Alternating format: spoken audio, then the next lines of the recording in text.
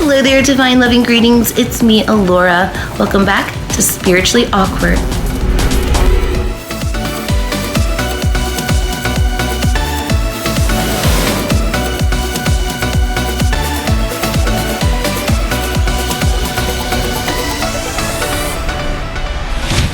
Hello there, and divine loving greetings to all of you. It's me, Alura, and happy holidays. I'm so excited to do this video because it's something that's just a little bit different than what we usually do here at the channel, and that's going into the horrible histories of Christmas. So we're going to take a look a little bit more at the darker side of Christmas at some really cool legends that have been adopted throughout the ages alongside of some of the happier tales. So I hope you enjoy.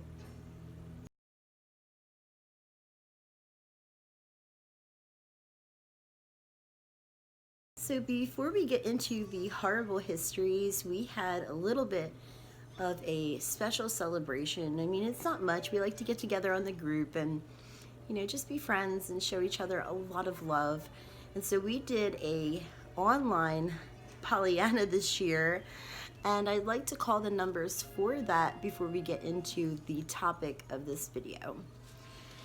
So just very quickly, if you remember your numbers, number 1 is going to exchange gifts with number 15. We have number 2 being exchanged with number 18. Number 4 is exchanged with number 3. We have number 22 being exchanged with number 20. Number 8 being exchanged with 21. 5 being exchanged with number 9. Number 10 being exchanged with number 7, number 11 being exchanged with number 14, number 6 being exchanged with number 17, number 16 being exchanged with number 13, and last but not least, 19 being exchanged with number 12. So go ahead and get your gifts ready to send to one another. If you remember those numbers, I wanted to do it this way to preserve your privacy, but that's where the gifts are going to go. And I hope that you have documented your number and whose number you're going to exchange gifts with. Just have a happy holiday season. Thank you for doing this with me.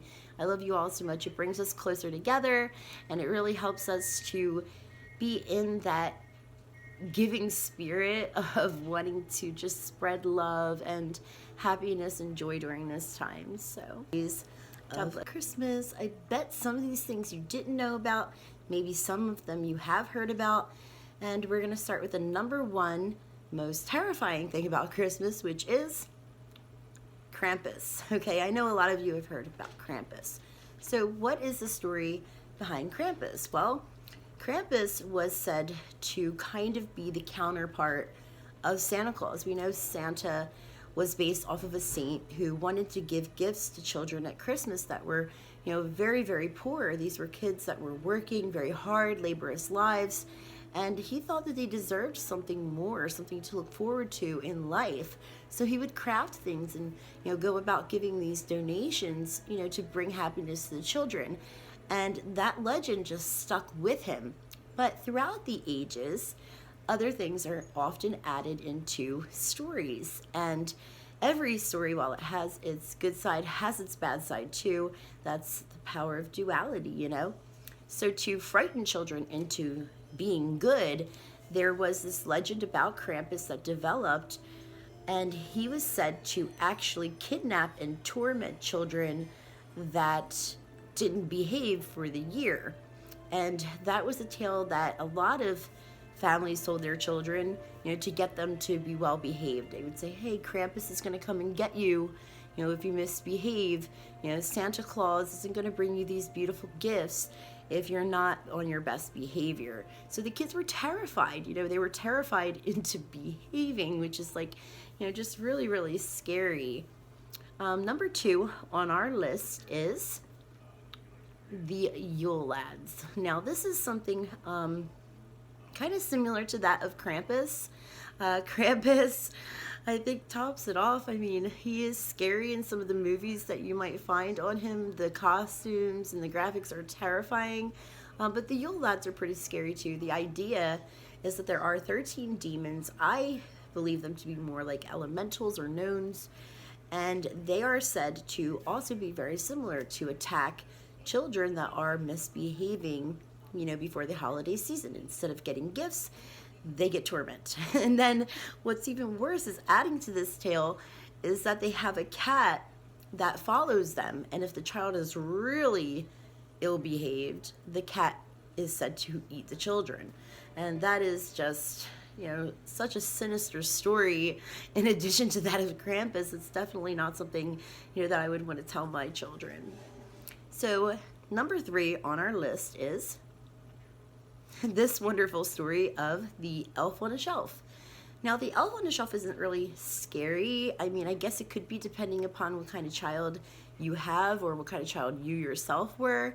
But the elf on the shelf was just this like little elf doll, and it's positioned and situated up on a shelf, just as the title states. And what parents did was that they would put this elf up on the shelf, and they would tell their children, you better behave, because that elf comes to life and it's watching you, and it's going to report back to Santa Claus. It's going to tell Santa, and you're not going to get your gifts at Christmas if the elf spies that you're doing anything wrong. So children, they would tiptoe past the elf on the shelf and then scurry along and try to be on their very best behavior, not wanting to lose their opportunity of getting gifts for Christmas. I think that, like I said, that would depend on the child. Some kids would be terrified in thinking that there was a doll that came to life and reported their behaviors back to the man in the big red suit at the North Pole. And so I could see them, really walking on eggshells, just tiptoeing around the Yule season, their best behavior, trying to make sure that that little elf on a shelf doesn't report back anything, such as bad news. So number 4 on our list is just a small tale about the fact that Santa Claus himself is a little bit scary. I think Santa has a magical aspect to him. I think that telling children, that there is a saintly figure that comes in the night and delivers gifts for their, good behavior, for them being good and working hard and having the proper attitude, because back in the legends of Krampus, attitude also played a role. It didn't matter if they did their chores or if they were doing what they were told to do, attitude went along with it. Attitude and, back talk were considered to be misbehaving. But with Santa, if you did a good job and you did what you were supposed to be doing, you get these beautiful presents and you're rewarded. And that can be something, that a lot of kids look forward to. In fact, millions of children every year do. But if you think about it, there is a little bit of a darker aspect of Santa Claus too, and that's why he's number 4, because I don't really think that it's as terrifying as it could be. But if you really look to the deeper, under the surface aspect of it, it can be. So Santa Claus himself is said to be watching when you're sleeping. He knows when you're awake, so you better be good for goodness sake. So that's a little scary for a child, to believe that there is somebody that always is watching, that watchful eye. As a spiritualist and a psychic growing up, an oracle, it was terrifying just knowing that spirits, were watching, that they were always there and never had any privacy. And I saw them, I knew that they were there. But for kids that don't know, they just have this idea that there's somebody that's always kind of got their eye on them. And that kind of makes Santa Claus like a god, if you think about it, right? So only a god would be able to see all of the children in the world and to see all of them sleeping, to watch their behavior throughout the year.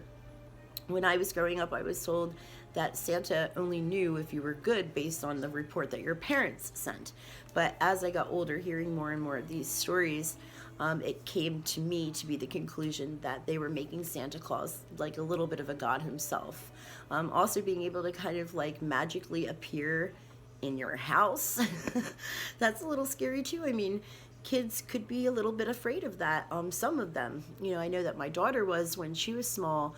My parents would tell her about Santa, and she'd be scared the night before Christmas, like, when's he gonna come? Where's he gonna appear? And that was something that terrified her.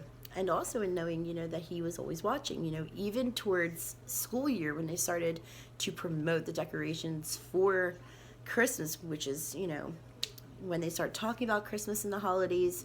Back then they sold Christmas decorations, towards the end of November. Now they do it in August. It's ridiculous. But she would then start getting a little bit paranoid about having somebody, that was forever watching. It's already enough for her also to, hear her mother talking about spirit and the heavens and angels and such, but then to know that there's another type that's out there, watching her and her behavior every step of the way. So that's a little bit scary. Another scary aspect that is like horrifying about Santa Claus is the fact that they actually hire people to dress up in these suits. They take their children to the malls and they put their child on the lap of this complete stranger, and all they have these background checks. You don't know what's going on in here in the mind of everybody. I mean, why would somebody want to just come up with the idea to say, hey, let me go and get a job being Santa Claus? Think about that. Nobody says, I want to be Santa Claus for a career, or I want to work at McDonald's. McDonald's is more of a job where people are like, okay, I need extra money, I need to get on my feet, I need something, anything. And they know that, working at a fast food joint or anything like that, it brings in money, it's a steady form of work. But Santa Claus is kind of like seasonal, and I'm sure there are some really saintly figures that do it because they know it brings happiness to kids.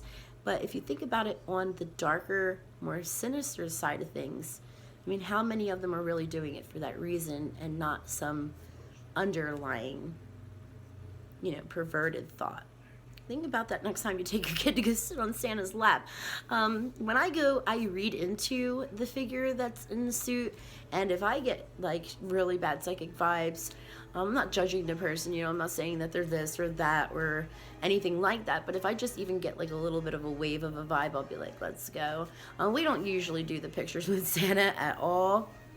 It's kind of terrifying. I just took my youngest child to see Santa, and I didn't let her sit on his lap. I wouldn't do that. I did let her sit in the seat next to him, just for the fun of it, for the Christmas vibe, but not ever on his lap. I would never let a strange person hold my child that close to them like that. That's something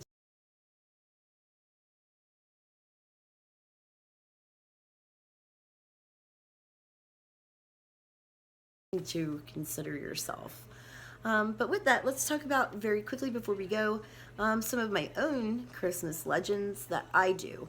As you all know, as a spiritualist and the things that I see and know in the mystical, magical worlds, I do see a lot of really cool things. And the one thing that I always thought was the best thing about childhood was that a lot of those things a lot of people thought were false. They were thinking that it was all in my imagination and that I was just making it up in the world of make-believe.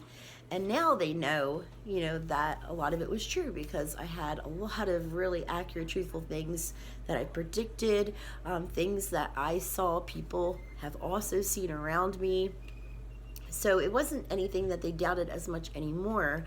But I can recall how awesome it was, being a kid. And even though there were other kids, I didn't have many friends, but the ones that I did, they would come around and just telling them about the things that I saw magically, brightened their lives. It brought some imagination and creativity their way, and they would take those stories home to their friends and reenact them and play them out. And even though it was all real for me as an oracle, for them it was a world of make-believe. So it was inspiring.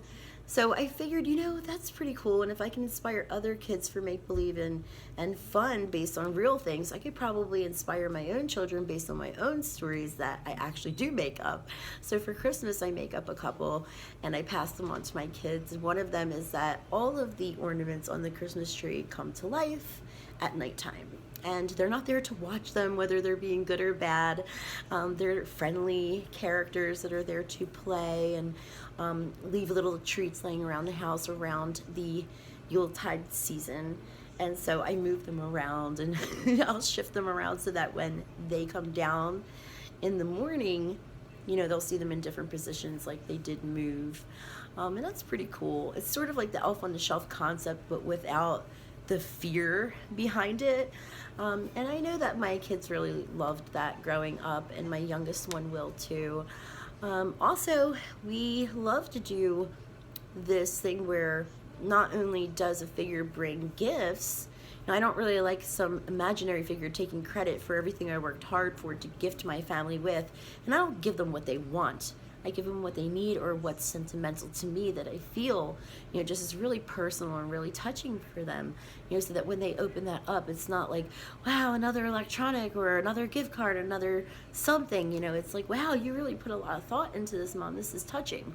So I always do that with everybody. And I sometimes add the idea that maybe there's some like little extra trinkets or toys that are dropped off by a saintly person. Not one that watches them while they're sleeping or anything like that. I leave all that out. But I just say, hey, the heavens are good, and there is a saint that drops off gifts for you for all your hard work and your best behavior this year. And they trust in me, so they believe that. My older kids, not so much anymore, but I also tell them that there is a little sprite that delivers candies in their shoes, and on the 23rd of December, I make them put their shoes outside, and they wake up the next morning on Christmas Eve morning, and it's full of goodies. Yeah, so we do all kinds of fun things, and I don't celebrate actual Christmas. What I celebrate is it's kind of like a combination of Candlemas, Christmas, and Saturnalia. So if you do your research, you'll learn a lot about the history and origins of Christmas and how it links into Saturnalia. But having like that combination of all of those things kind of really does connect back to the ancient Celtic ancestors that I have, because they had a very similar celebration to that of Saturnalia. But they also incorporated some of the decorations and ideas of like Christmas ghosts, but they weren't called Christmas. But these were like Yuletide ghosts that came during the longest night, during the dead zone of winter, to provide for kids a happier time indoors. But it's fun. It's fun to go back to those times and to relive them in a more modern position, and to do that also with some of you here online. So those are the interesting, horrible histories of Christmas, just a couple legends there, and some of my own fun things that I like to do. I love you all. Have fun with your families. God bless you. May you be blessed by the heavens throughout the new year as well, and thank you for watching.